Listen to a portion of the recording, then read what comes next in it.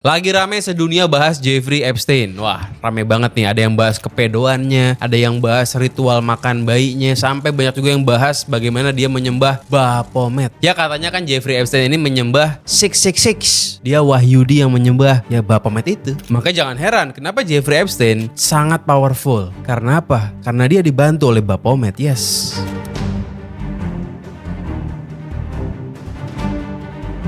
Nggak mungkin ada orang bisa sekuat Jeffrey Epstein kalau bukan karena bantuan Lucifer, of course. Ya kalau lo ngikutin gue dari zaman tahun 2019, lo tau lah gue ini penggila teori konspirasi. I love it bro. Every konspirasi I love it. Nah di video kali ini gue pengen bahas tentang Jeffrey Epstein dari POV channel gue yang baru, POV Jamaah Neuroscience. Ini skrip gue bikin dengan emosional karena ini ngomongin teori konspirasi. Ini hidup gue bro. 5 tahun lalu ini hidup gue yang gue sangat cintai bro. Sengaja gue uploadnya di channel utama, gue collabin dengan channel Jamaah Neuroscience. Ya bisa dibilang ini merupakan terakhir kalinya gue ngupload konten non-urbanisme di channel Faris Gamal. Ya katakanlah ini perpisahan. Oke kita bahas, enjoy.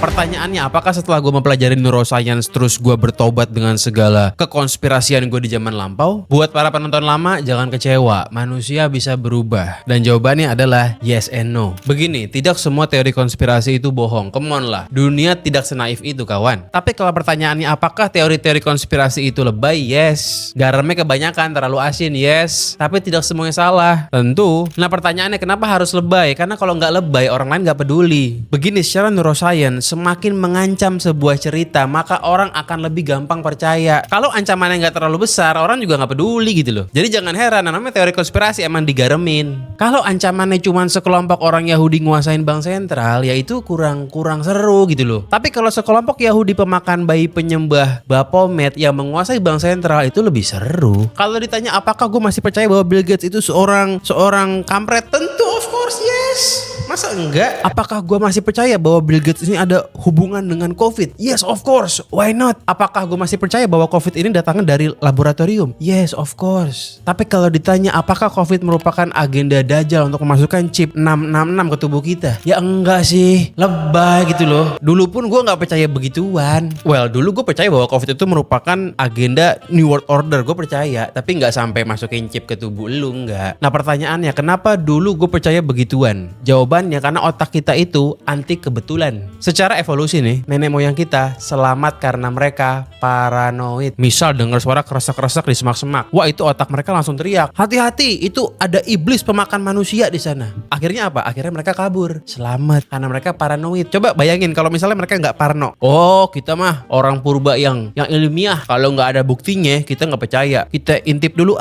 iblis kan nggak ada. Diintip tuh semak-semak. Pas diintip bener nggak ada iblis. Adanya macan. Mati dia, nggak panjang umur. Bahaya kan? Makanya mereka selamat karena parno. Nah akhirnya apa? Akhirnya orang purba yang katakan pemikirannya itu ilmiah itu udah pada mati. Yang akhirnya gennya itu turun temurun, ya sisa yang kayak kita yang otaknya itu anti kebetulan. Nah pola pikir anti kebetulan itu ke bawah sampai sekarang. Dia ngebug gitu loh. Di neuroscience namanya itu pattern recognition overdrive. Otak lo nggak tahan sama hal yang random atau chaos. Lo butuh narasi. Lo butuh segalanya terhubung. Lihat segitiga dikit, wah Illuminati. Lihat mata satu, fix Dajjal. Lihat angka 666 di barcode belanjaan. Waduh, ini konspirasi wahyu di mana nih? Jadi otak kita itu terlalu demen ngelebih-lebihin yang namanya pola gitu. Ya kebetulan aja itu merupakan item yang didaftarkan urutan 666 gitu doang kebetulan. Bukan itu belanjaan Dajjal, gak ada hubungannya. Tapi begini, pas lo berhasil nyambungin semua pola tuh, otak lo ngecrot, dapat dopamin, lo bangga. Rasanya itu kayak lo pinter banget, serasa seakan lo itu the chosen one yang mengerti rahasia dunia ini. Sejarah bumi yang terlupakan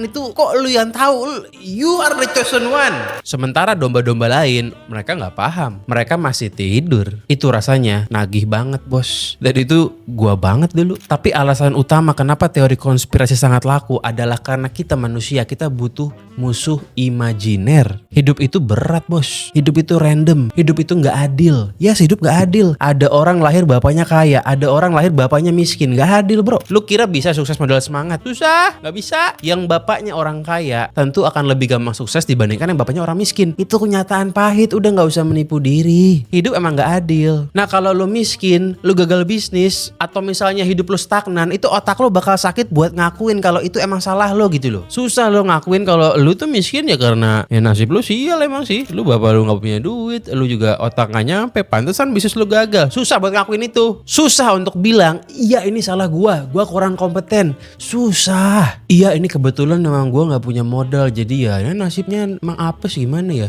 Susah. Itu nyakitin ego lu. Dan prefrontal cortex lo gak sanggup buat nanggung beban tersebut. Akhirnya solusinya apa? Otak lo main, otak emosi yang main. Ciptakan musuh yang besar yang gak jelas, yang pokoknya ya dia tuh yang membuat lo jadi gagal. Musuh besar jahat, kuat, tak terlihat. Kalau kita disuruh milih lebih enak mana rasanya? Pilihan pertama, gua miskin karena gua males upgrade skill, atau pilihan kedua, gua miskin karena Yahudi yang menyembah Baphomet mencurangi dunia ini. Jadi gua miskin. Mereka merekayasa sistem ekonomi untuk memiskinkan umat. Itu otak lo pasti pilih opsi B karena lebih ngecrot, karena bukan salah lo, tapi salah Wahyudi penyembah Lucifer. Ya lu jadi merasa diri lu merupakan korban suci. Ya aku gagal ya wajar lah, lawanku Wahyudi penyembah Lucifer gimana. Gue itu gak gagal tapi gue dicurangi sistem bro. Oh harga diri lu aman, ego lu aman, tidur lu nyenyak. Yang salah Wahyudi. Well gue gak bilang elit global itu bohong ya, enggak. Gue percaya elit global beneran ada. Gue percaya. Sampai sekarang gue percaya karena emang ada. Apakah elit global mencurangi sistem perekonomian dunia? Yes of course. Fiat money itu bentuk kecurangan. Enggak bohong. Tapi kalau dibilang elit globalnya ini merupakan turunannya Rothschild abad 16 dan makan bayi dan nyembah Baphomet, kayaknya sih kita mesti cross check ulang tuh. Kayaknya bener tapi garamnya kebanyakan. Ya di mana-mana selalu ada yang curang, betul pasti. Lu main kripto ada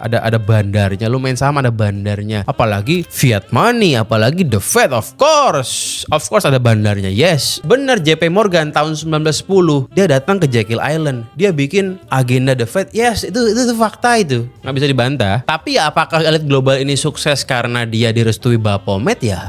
Ya enggak.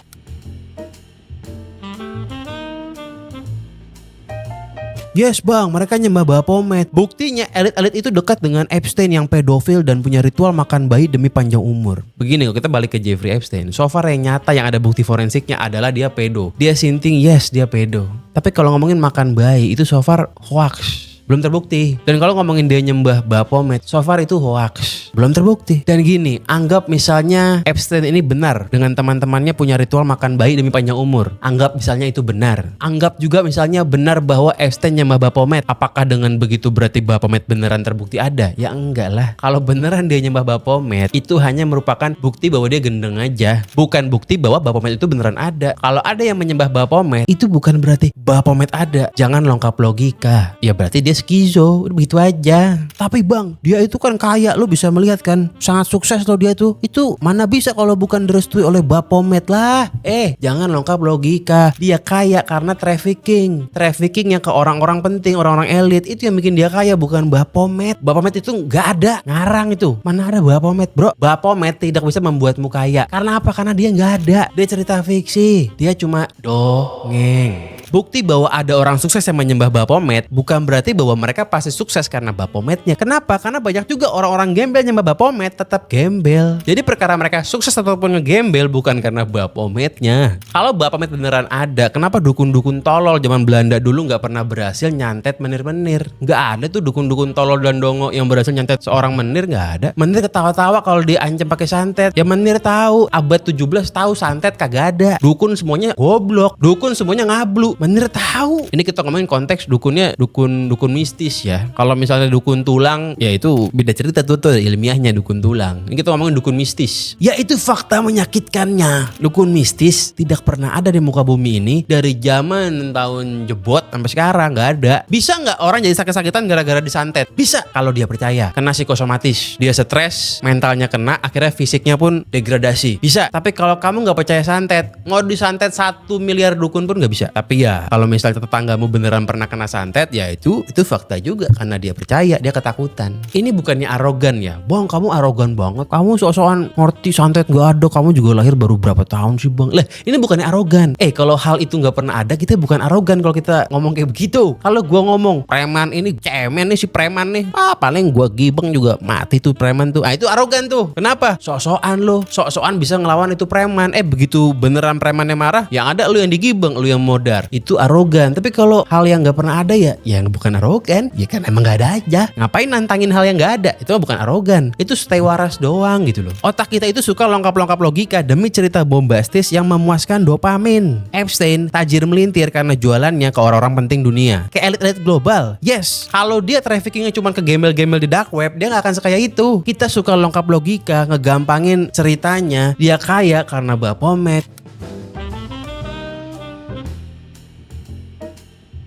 Nah, terus gimana soal ritual elit global makan bayi? Teorinya elit global makan bayi demi panjang umur. So far ya nggak ada buktinya, dan secara biologis pun tidak masuk akal. Jadi kalau kita ngomongin elit global makan bayi demi panjang umur, itu dikaitin dengan zat namanya adrenokrom. Ini dibilangnya merupakan zat panjang umur. Padahal secara medis adrenokrom tidak terbukti bisa memanjangkan umurmu, tidak. Dan kalaupun terbukti adrenokrom ini bisa memanjangkan umur, zat ini bisa dibuat secara sintetis dengan murah di laboratorium. Nggak perlu makan bayi, Bang. Tapi mereka itu minum darah bayi bukan demi adrenokrom, Bang, melainkan demi memenuhi syarat tumbal Baphomet yang akan ngasih mereka jimat abadi. Gak ada anjing, Baphomet gak pernah ada. Mereka gak bisa ngasih lo jimat karena gak ada. Jimat ada bener, misalnya Jokowi ngasih lo jabatan, itu udah kayak jimat tuh. Kalau misalnya lo bawa mobil ditilang di jalan, tinggal keluarin aja tanda kartu jabatan lo, udah kayak jimat tuh, akhirnya boleh lewat. Nah, itu baru jimat beneran, bukan dari Baphomet, dari presiden baru ada tuh. Oh ada, Bang, Baphomet lain yang sekarang sedang disiapkan oleh para Wahyudi untuk return full power. Makanya dia butuh tumbal biar kekuatannya balik dan dia akan menjajah satu dunia. Itu merupakan storyline yang keren banget. Tapi ini dunia bukan film, bro. Itu Lord of the Ring. Sauron pengen bangkit, itu film. Gak ada Baphomet atau setan Baal, setan Bool.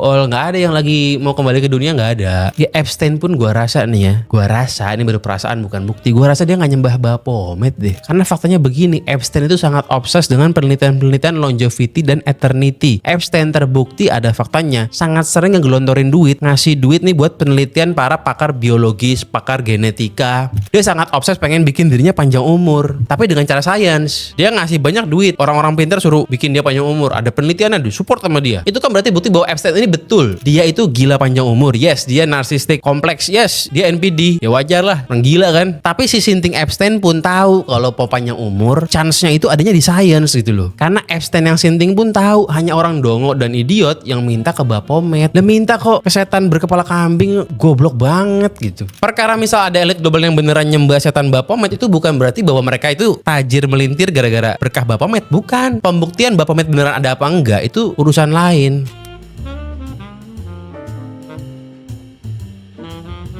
Bukan Baphomet, Bang, tapi Baal yang disembah Epstein. Ya bodo amat lah, mau Baphomet atau mau setan Baal, setan Bool, setan Homo. Ya gue gak peduli. Lu tahu nggak kalau kita ngomongin Baphomet nih ya, bagaimana cerita kelahiran Baphomet? Tahu? Setan berkepala kambing. Ya gue juga pas tahu ketawa-tawa sih. Ya dulu gue percaya Baphomet soalnya. Sama kita. Sejarah Baphomet adalah soal duit dan ngibul. Singkatnya nih ya, dulu itu Raja Prancis Philip IV ngutang banyak tapi nggak bisa bayar. Mereka ngutang ke bankir kaya raya namanya Templar, Satria Templar tuh. Nah karena nggak bisa bayar, akhirnya si Philip ini punya ide, kita bunuh aja nih bankir dengan cara dipitnah. Philip nuduh Templar nyembah kepala setan bernama Baphomet. Kenapa dinamainnya Baphomet? Itu dulu maksudnya mau nyebut Mahomet, maksudnya Nabi Muhammad tuh. Kan dalam bahasa Prancis zaman dulu Muhammad itu disebutnya Mahomet. Sengaja pengen dinamain Mahomet supaya orang Prancis, para rakyat itu gampang percaya. Karena rakyat Prancis zaman dulu sangat rasis terhadap orang Islam. Jadi dipilih nama yang paling orang Prancis zaman dulu nggak suka biar gampang percaya. Ya mereka rasis. Tapi keselip lidahnya mau nyebut Mahomet jadi Baphomet. Begitulah ceritanya. Ya singkat cerita akhirnya hoax tersebut berhasil. Orang Perancis yang tadinya hormat sama Templar akhirnya kemakan brainwash Raja Philip dan setuju akhirnya Templar dibakar hidup-hidup. Begitu Templar udah dibakar hidup-hidup tuh, kelar deh utangnya si Philip. Seneng si Philip ketawa-tawa. Hoaxnya berhasil. Bahkan nyampe ke abad 21 hoaxnya. Jadi ya Baphomet cuma dongeng. Bahkan dulu tuh sebutan doang Baphomet. Nggak ada tuh visual setan berkepala kambing. Visual setan berkepala kambing itu baru ada dilukis abad 18. Ya kurang lebih abad 18-19 lah. Jadi gobloknya itu adalah hoax abad 14 yang divisualisasikan di abad 18-19 dipercaya oleh orang-orang dongo dan idiot di abad 21. Sebelum kita lanjut ngomongin Epstein dan juga Baphomet, ini gue mau tunjukin dulu baju yang gue pakai, baju official merch Jamaah Neuroscience nih. Desainnya itu di tengah ada otak dan dikelilingin oleh orang-orang. Ini bukan nyembah otak, bukan. Ini otak dijadikan sebagai POV. Neuroscience dijadikan sebagai POV untuk mengambil keputusan. Jamaah Neuroscience. Bisa baca nggak? Bisa baca kan? Ini baju menurut gue sih keren ya. Belakangnya polos. Ini kalau buat baju merch harganya 129. Biasanya orang jual pego ke atas, ini jualnya sih murah aja. Modalnya 90-an lah. Tipis-tipis aja. Kenapa? Karena ini emang dibikin untuk disebarluaskan. Bukan untuk menjadi kaya gitu loh. Karena kalau jualan baju cuman untung 20.000 nggak kaya-kaya. Tapi bajunya keren. Nah kalau mau pesan baju Jamaah Neuroscience, ini kualitinya jangan ditanya. Top. Di laundry aman nih. Langsung aja kontak ke WhatsApp di bawah ini nih. Nah buat size chartnya tongolin di sini tuh ya. Ini baju yang gue pakai ukuran S. Tinggi gue 165, berat gue 65. Gue pakai baju ukuran S karena ini size-nya itu agak upsize gitu lah. Jadi bajunya kalau lo biasa pakai Uniqlo yang M, ya di sini bisa pakai yang S gitu kurang lebih. Oke, kita balik ke video. Jamaah Neuroscience. Lagi-lagi gue nggak bilang semua teori konspirasi itu salah, nggak. Sampai sekarang, sampai kapanpun gue akan selalu percaya bahwa banyak yang bener kok. Kenapa ya? Karena udah banyak yang terbukti. Kita ngomongin ESG, BlackRock, New World Order, kita ngomongin Davos, Rothschild, JP Morgan, Rockefeller. Yes, itu of course nyata bro. Tapi nggak segaram itu, terutama soal Rothschild. Elit global beneran ada, cuman orang goblok yang bilang elit global nggak pernah ada gitu loh. Karena buktinya ada. Dan orang kaya pedo emang banyak. Faktanya secara neuroscience memang semakin tajir elu, semakin susah memuaskan dahaga lu. Kenapa ya? Karena simple aja, teori ekonomi the law of diminishing return ya. Lu sudah terlalu banyak menerima keenakan-keenakan yang luar biasa, akhirnya hal-hal biasa nggak bikin dopamin lu ngecrot lagi. Ya kalau gue sekarang lokasi rumah, gue seneng karena rumah gue nggak banyak. Tapi orang yang udah punya 1000 rumah dikasih rumah lagi udah nggak peduli kan gitu. Elon Musk bilang, duit nggak bisa bikin happy ya. Si anjing bilang kayak gitu karena udah kaya. Coba kalau dia nggak kaya, dia nggak bakal ngomong kayak gitu karena tetap naikin dopaminnya, duitnya gitu loh. Sekarang dia bingung mau beli rumah udah nggak seneng, mau beli roket udah punya, semua udah punya, ya jelas aja dia bisa bilang duit nggak bikin happy lah. Lah kalau miskin dikasih duit ya happy pasti. Orang miskin kalau dikasih duit bilang nggak happy, lagi ngehibur diri. Ya udah, setelah gue ngomong kayak gini, kalau kalian ada yang kecewa ya itu kenyataannya, ya manusia berubah. Ya gue sih orangnya simple, kalau gue berubah ya gue akui, gue nggak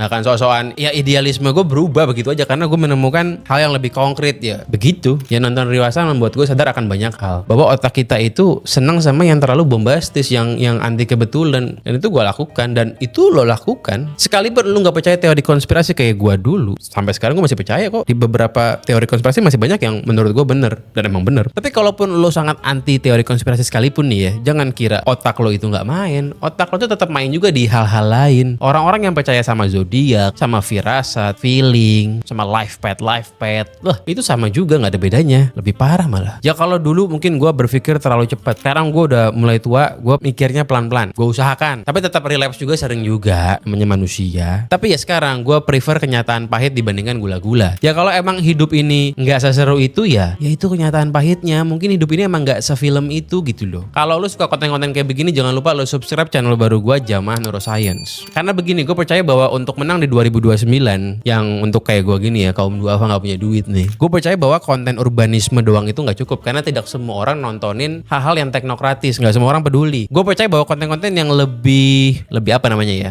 lebih demokratis, yang lebih gampang orang mengerti seperti konten Jamaah Neuroscience pasti akan penting untuk kemenangan politik di 2029. Tapi ya apapun konten yang gue bikin, itu pasti selalu gue bikin jujur dari dalam hati gue yang paling dalam. Gue ngomongin konten urbanisme karena gue jujur gue suka. Gue ngomongin Jamaah Neuroscience karena jujur gue suka juga. Gue ngomongin dulu konten PMO, jujur karena gue suka. Gue dulu ngomongin teori konspirasi, jujur dari dalam lubuk hati gue yang terdalam. Gue bikin skrip dengan super semangat. Saat gue ngomong semua video konspirasi, gue ngomong dengan kepercayaan diri yang sangat tinggi karena gue sangat percaya bahwa itu benar. Jadi bukan gue bohong. Ya gue memang kalau bikin konten sesuai apa yang gue inginkan gitu loh. Ya begitulah ya, kurang lebih ini juga termasuk menuju 2029. Tentu karena ini kita mau main panjang menuju 2034. Kita nggak bisa cuma ngomongin urbanisme doang. Perlu juga ada yang lebih demokratis, konten-konten yang bisa dikonsumsi oleh semua orang. Oke, adios, famos, I love you all, no homo. I see you in the next video.